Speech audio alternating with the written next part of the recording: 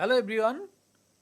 So we are back. What we are studying in our previous class, a dedicated grid generator can be used for specific problems which can uh, allow you to do very quick study under different conditions without going into much of the complexity which maybe a commercial or a robust code may um, demand actually. So for any change that you need to do, you need to go for elaborate uh, changes. Here I am telling that if you yourself write a code, then it is possible to write a dedicated git generator which can allow you to do the changes very easily. Now here I have shown you that the computational domain, this is the cathode, this is the channel through which the air passes, and this is the anode. And this here the torch ends, and this is the domain outside. So what I have done here, I have I have broken the zones. I have made the zones consisting of several horizontal and vertical regions. So different regions are defined like this because they are defined in a way that considering the importance of the physics that is happening over there. You know, very close to the this one, this zone. This is the cathode tip, like this zone, this zone. Here, lots of things are happening because the electrons are getting emitted, currents are getting converged, your electromagnetic body forces are appearing, the changes are happening very rapidly, and pressure is falling down just after this region. So they are very dynamic, and lots of things are happening there quickly. So I need to place the grid very wisely over here rather than the zones where things are not changing much. Now, how to put a grid distribution which are uniform or which are dense at one end and rarefied at the other end. Similarly, the reverse, or I want a sparse distribution at the center and then a very dense distribution at both the edges, like that. It is possible to do very quickly. There are mathematical functions which can be used for that, and depending on your geometry, your physics involved, you will be choosing the geometry grid distribution accordingly. So whatever zones I have divided here, I have divided the zones into different parts. So in each zone you may like to use a different types of grids. Okay, so that is in your hand, and what I just show here, that there it is very easy to do them using some mathematical functions. Just a click will allow you to change the distribution. So I am showing some standard grid distribution I have done. As you are seeing that I have put a very coarse, very fine grid over here, because this is the channel very adjacent to the cathode where the things are changing very fast. So that's why I have made a very fine mesh over here. And in the other zones where things are relatively not that uh,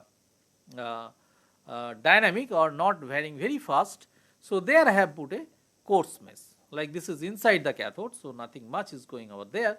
So I am not much worried there. So here also where the cold gas is entering, non-plasma region, so I am not worried much about this place. So I have put a coarse grid over here, but here as I come here, I have put a reasonably dense grid over here in this zone also, because lots of phenomena, physics phenomena are happening over here.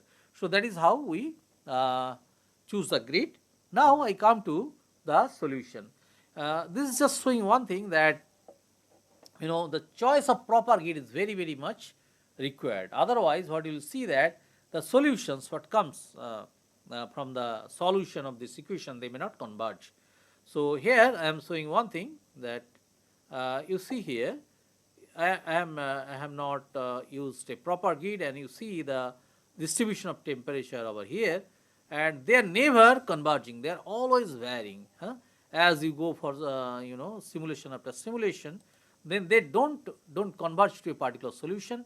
And sometimes what it happens, that because of the improper body forces generated, sometimes they tear apart. Here you can see that the some of the fluids are going this side, some of the fluid are going that side. So the body force is so huge, instantaneous, they are not the solution actually. During the iteration process, sometimes it happens in such a way that it is tearing apart, and after that the solution just diverges. It cannot convert. So use of proper gate is very much important. I am showing you a failure case over here, so that when you get a converged solution later on through proper gate, you can appreciate them. Now here I am showing that the same solution where I have used a proper gate over here, and I am trying to get the solution.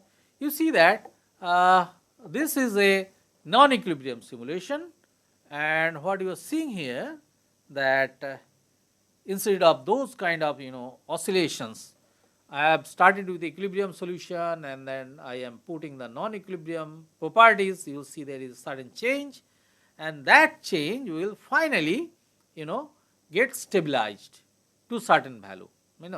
So it is over here, and it will change quickly. I am just dragging this over here. You see here the non-equilibrium properties has entered into the simulation.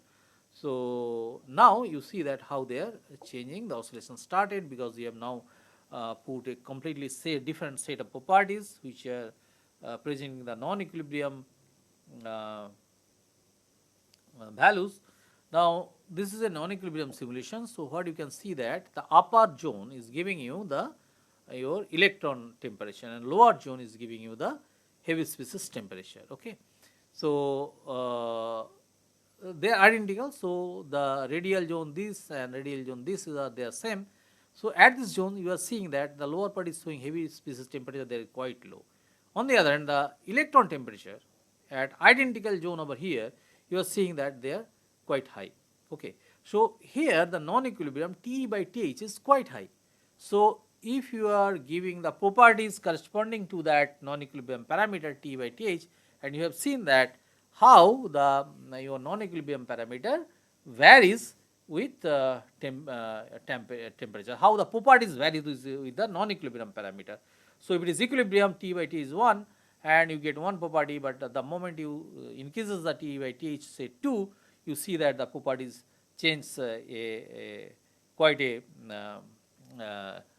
by quite a good amount. Okay, so if you use that property, definitely your solution is going to change. That's why you have seen so much of instabilities.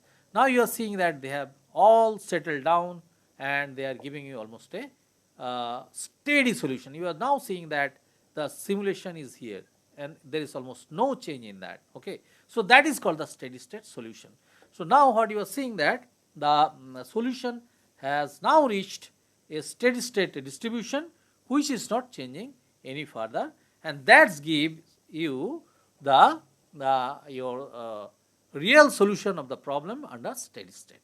So this is how you proceed, and how the solution of those equations through finite volume technique, one of the discretization technique I discussed that I have used here, that is giving you a steady state solution. So this is under non-equilibrium.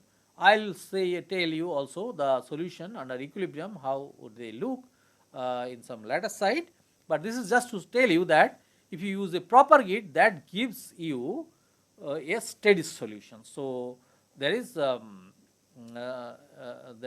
is the importance of use of the proper choice of gate in your simulation, and that plays a very, very important role. If you use some other type of gate, it may happen that this is not converging. But I should warn you about one other thing, that there are variety of gates which can be used to get the correct solution. So this is something called grid invariance. So if you are using say some n equal to 20 gates at some zone, and you are getting some solution, suppose if you use instead of 20, if you are using n equal to 30 grids at that zone, you should get the same solution. I am not telling that every grid will give you the solution, there will be divergence, but there is wide variation in the grid which will be able to give you the correct solution, and that should be checked, because sometimes you get a converged solution which is not actually the correct solution, because if you change the grid, you are getting some other solution. So if that is the case, then you must suspect your solution that is actually not the correct solution. So this grid invariance must be checked after getting the solution. So now this is one, then this one I am showing that we have done under steady state solution.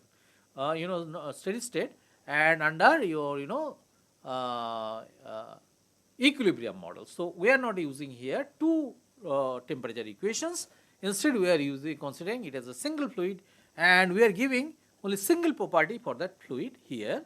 And you see that the solution for the same thing that we have got is bit different compared to the one what we got for non-equilibrium solution. So this is you are seeing here. I will discuss it in more detail about the solutions in some other slides. This is just to tell you that once you switch from non-equilibrium to equilibrium model, solutions are close to each other, but they are significantly different. So here one thing you can see, I just like to point out, this is the anode region, okay, and you are seeing that there is a blue region just adjacent to it. What is that? That is having a temperature very low, okay. So this region is intensely cooled by the coolant, so its temperature will be nearly room temperature. But this temperature you are seeing that it is going around say more than 20,000 degrees centigrade over here. And what is the dimension of this? This is only 1 millimeter. Okay. So, and this may say 0.5 millimeter this gap, and there is a very thin layer which is pretty cold, which is in touch with the anode. So that cold layer is basically saving your anode. So the plasma that you have formed is confined in the space within the nozzle in the central zone. The gas which is in touch with the anode, that is actually not plasma, it is a cold gas. So that boundary layer is basically saving your electrode. Similarly, you can see here this part is hafnium in this simulation, and that is emitting the electron. The kind of profile I have used for the current that you have seen there, conserving the total current, and here this is the profile, and the temperature here is consistent with the melting point of that material. So tungsten, so it is around say 3500, which is melting point, and it is well below that. How it is maintaining that low temperature? Because it is also intensely cooled on the back side, the tungsten, which is having quite high thermal conductivity. So whatever heat is getting dumped here, that is carried away, so it is able to maintain its temperature. So you are seeing the highest temperature is occurring very adjacent to the cathode, and that is happening very close to the exit point in this zone. So this part is within the device, and this thing is within the process zone. So what you are able to see that in the process zone, it is providing a temperature which is in excess of say 20, here this is 26,000 and this 28,000. I can easily say it is more than 25,000 degree centigrade here in this zone. So in the central part, what you are seeing, a very limited zone. This is 1 millimeter, this is 0.5 millimeter. So in 0.5 millimeter, you are having a temperature of around 25,000 degree Kelvin, and we will check what is the velocity over there, and you will be surprised that they are quite high velocity. So if some jet with such a high velocity, such a high temperature meets some object, say a SS thick bar, it will immediately melt and it will puncture and it will flow away whatever material is melt there because of the high velocity. So what for it can be used? It can be used for cutting very thick plates, and the cut quality will be very nice because it is so thin, 0.5 millimeter, and so high temperature and so high velocity gives you a cut quality which is almost equivalent to the laser cutting.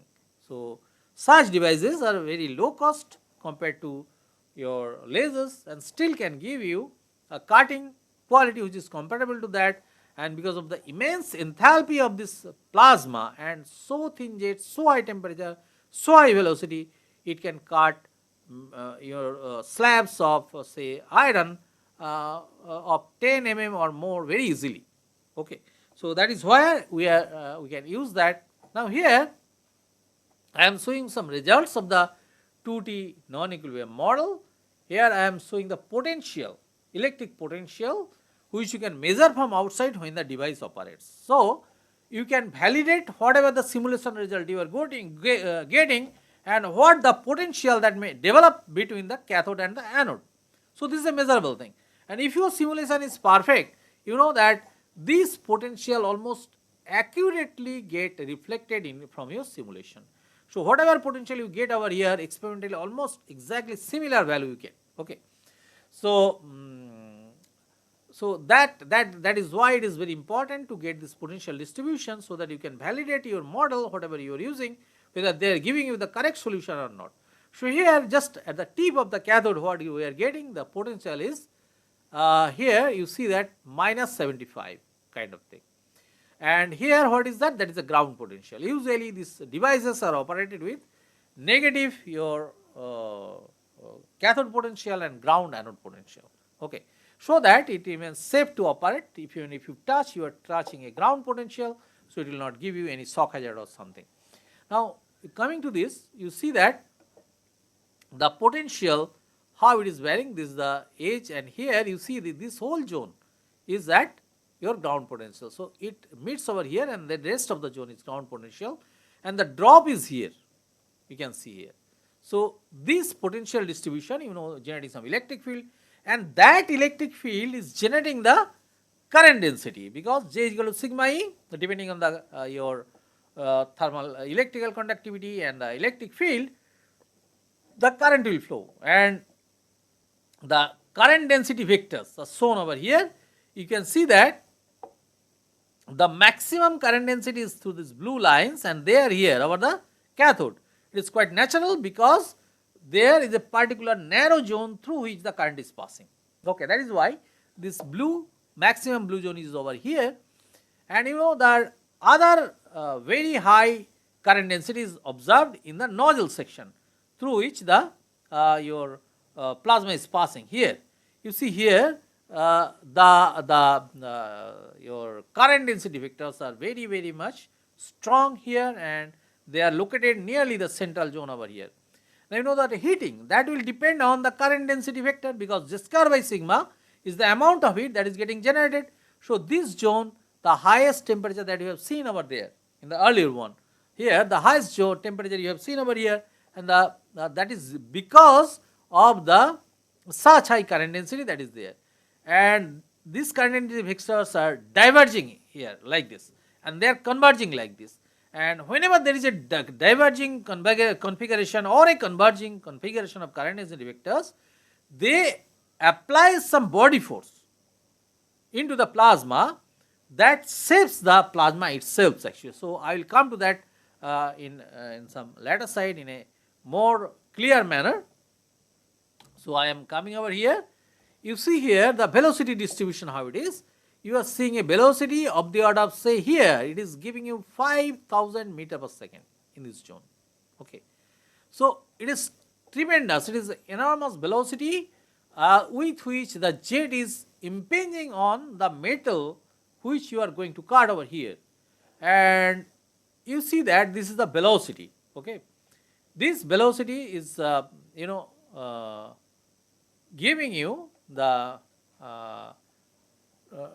here in this zone, this is u means axial velocity, and this v is radial velocity.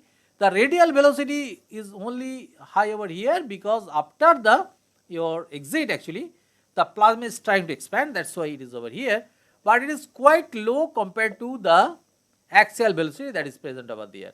So axial, because of such high axial velocity, the plasma is melt, and it ejects away the molten material through the puncture that is created over the your job, that is the SS plate or something which you are going to cut. Now under 2D or non-equilibrium model, what we are going to do, we are assuming that the electrons are following a temperature TE, and rest of the your particles are following a temperature TH. So in such systems actually we solve two separate energy equations, I have already told you. So one for the electrons and the other for the heavy species, including the ions.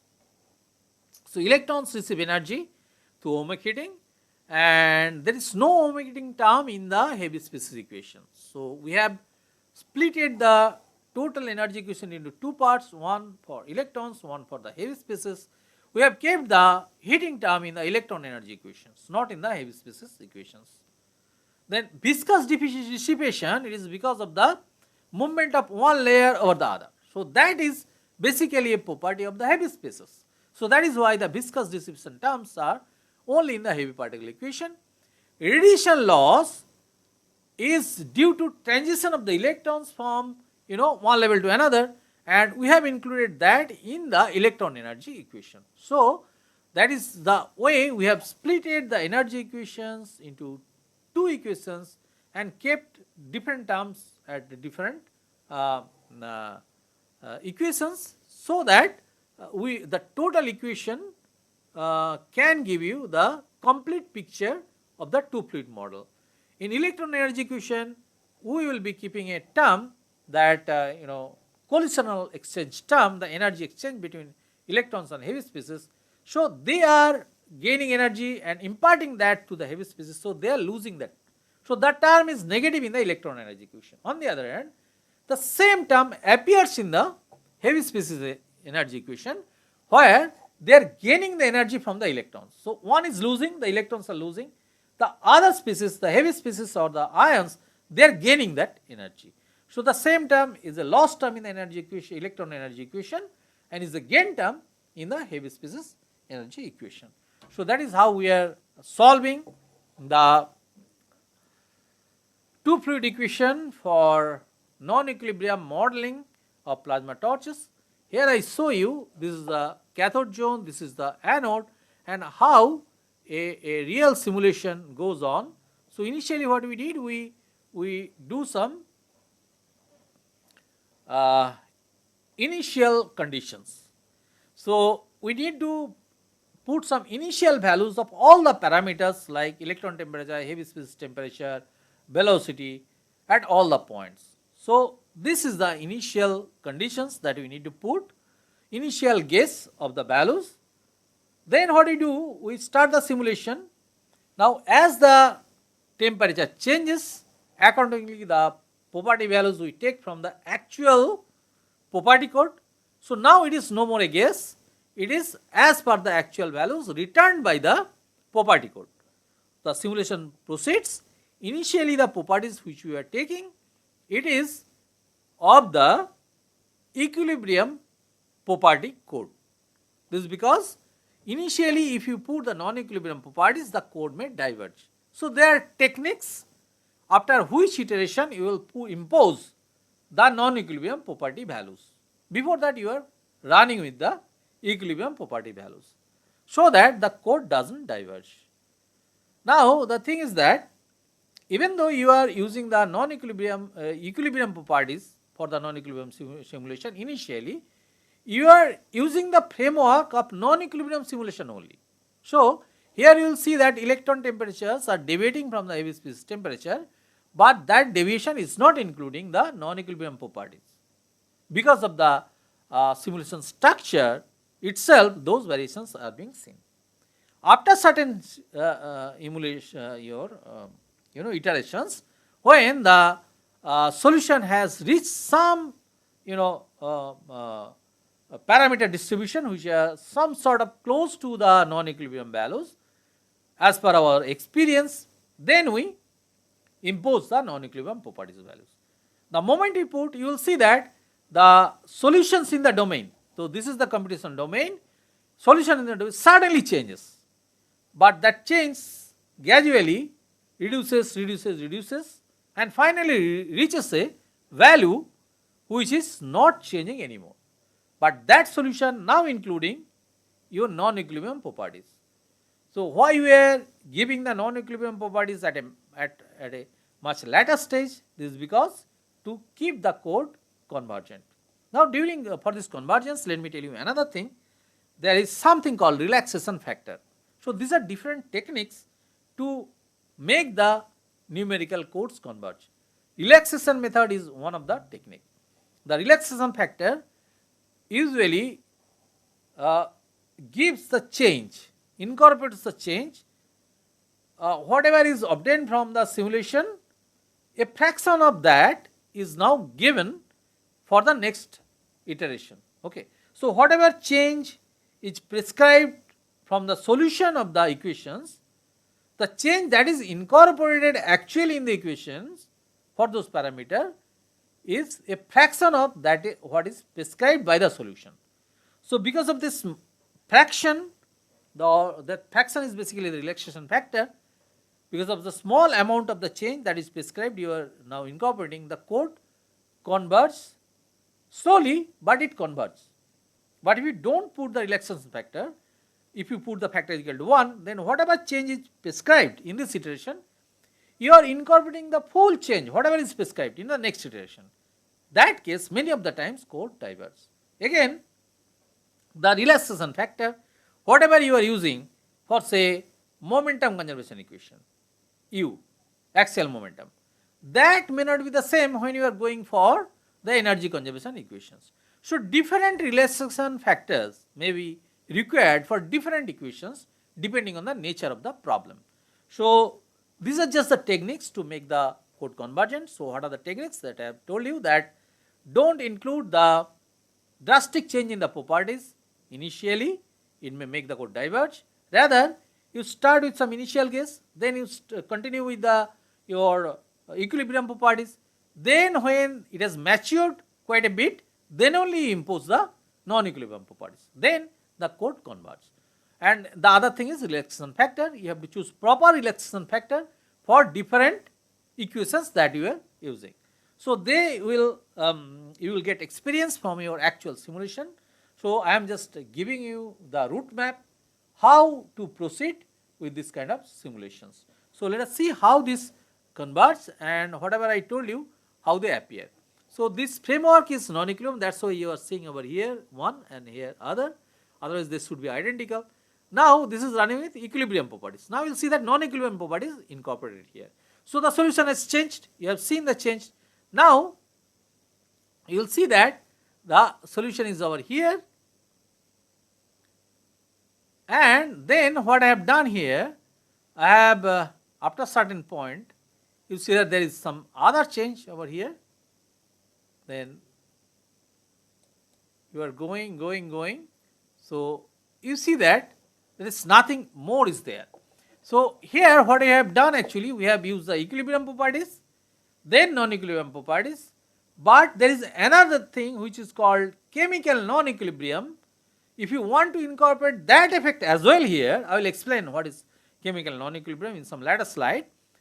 If you want to incorporate that also, then there will be another change, but that change is small, and even without incorporating the chemical non-equilibrium, you can get a result which is quite accurate. So this is what you have seen.